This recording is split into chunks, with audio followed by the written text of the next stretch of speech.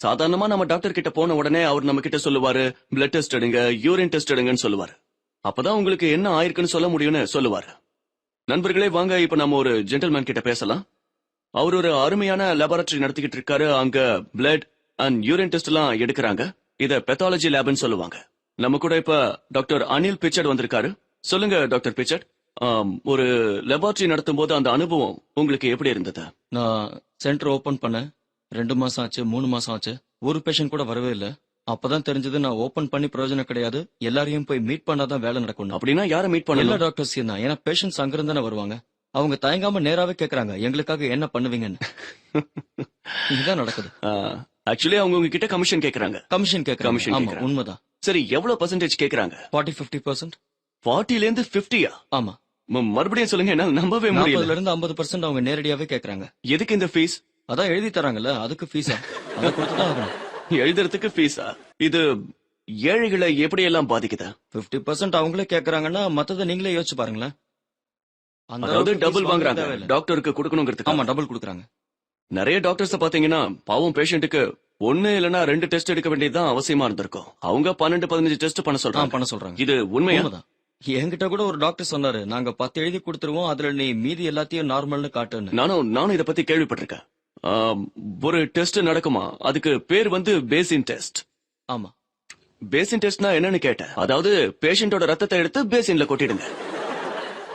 பேஷண்டோட உடம்புல இருந்து ரத்தத்தை எடுத்து அப்படியே பேசின்ல கொட்டிடணும். அப்புறம் எல்லா ரிசல்ட்ஸையும் நார்மல்னு காட்டிடணும். ஏன்னா நமக்கு தெரியும் அந்த பேஷண்ட்டுக்கு எந்த ஒரு பிரச்சனையும் இல்லன்னு. சும்மா அப்படியே அனுப்பணும். நான் சொல்றது கரெக்ட் தானே? சர்டன்லி. அப்புறம் உங்க பிராக்டிஸ் எல்லாம் நல்லா போச்சா? நல்லா போச்சு. நிறைய ஃப்ரெண்ட்ஸ் ஆயிட்டாங்க. ஆஹா. எல்லா டாக்டர்ஸும் ஃப்ரெண்ட்ஸ் ஆயிட்டாங்க. எல்லா டாக்டர்ஸும் ஃப்ரெண்ட்ஸ் ஆயிட்டாங்களா? அப்புறம் என்னாச்சு? அதுக்கப்புறம் பாத்தீங்கன்னா என்னோட லைஃப்ல ஒரு ட்ராஜடி நடந்தது. அப்படி அதோட சின்ன வயசுல இருந்தே கத்து கொடுக்குறாங்க இல்லையா, நாம பாவம் பண்ணோம்னா அதுக்கான தண்டனையை இங்கேயே அனுபவிக்கிறோம். எல்லாம் இங்கேயே கிடைச்சிருவாங்க. அப்புறம் நானே ஒரு நாள் முடிவு பண்ணேன். அப்புறம் எல்லாத்தையும் நிறுத்திட்டேன். எதுவா இருந்தாலும் கடவுள் பாத்துக்குவாரு. தப்பான காரியங்கள் பண்றத நிறுத்திட்டேன். அப்புறம் பார்த்தா எனக்கு ஃப்ரெண்ட்ஸே குறைய ஆரம்பிச்சிட்டாங்க. என் லேபுக்கு ரெஃபரன்ஸ் கொடுக்க யாருமே முன் வரல. முதல்ல என் பேஷண்ட்ஸ் வந்து ரிப்போர்ட்ஸ் எடுத்துட்டு போனா டாக்டர்ஸ் ஏத்துக்குவாங்க.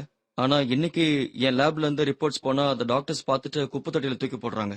இன்னும் சொல்ல போனா நிறைய பேஷண்ட்ஸ் என்கிட்டயே வந்து சண்டை போடுறாங்க. நானும் அவங்க கிட்ட என்னோட மிஷினரிஸ் அதேதான், என்னுடைய டெக்னீஷியன்ஸ் அதேதான்னு புரிய வச்சுக்கிட்டு இருக்கேன். நான் பெத்தாலஜிஸ்டையும் மாத்தல. Nothing has changed.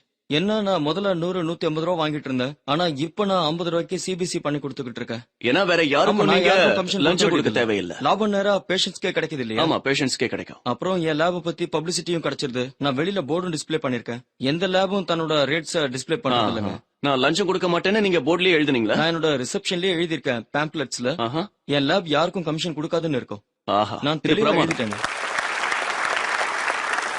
இப்போ உங்க பிராக்டிஸ் நல்லா நடக்குதா? நல்லா மக்களுக்கு போகுது. உங்க மேல நம்பிக்கை மக்களுக்கு வந்தாச்சா? நம்பிக்கை இருக்கு. உங்ககிட்டயே வராங்க. வராங்க. உங்க லேப் டெஸ்டிங் எங்க நடக்குது? சாண்டா க்ரூஸ் ஈஸ்ட்ல. சாண்டா க்ரூஸ் ஈஸ்ட். ஆமா, அங்கதான் இருக்கு. உங்க டெஸ்டிங் லேப் என் வீட்டுக்கு பக்கத்துல தான் இருக்கு.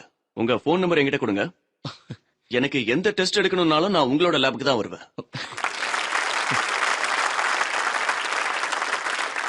நண்பர்களே, ஏதோ ஒரு விதத்துல கவனிக்கிறத பத்தி இப்ப பார்த்தோம். அதாவது கமிஷன் கொடுக்கறது, வாங்கறது. இது வெறும் டெஸ்டிங் லேபரட்டரியில மட்டும் நடக்கிறது கிடையாது.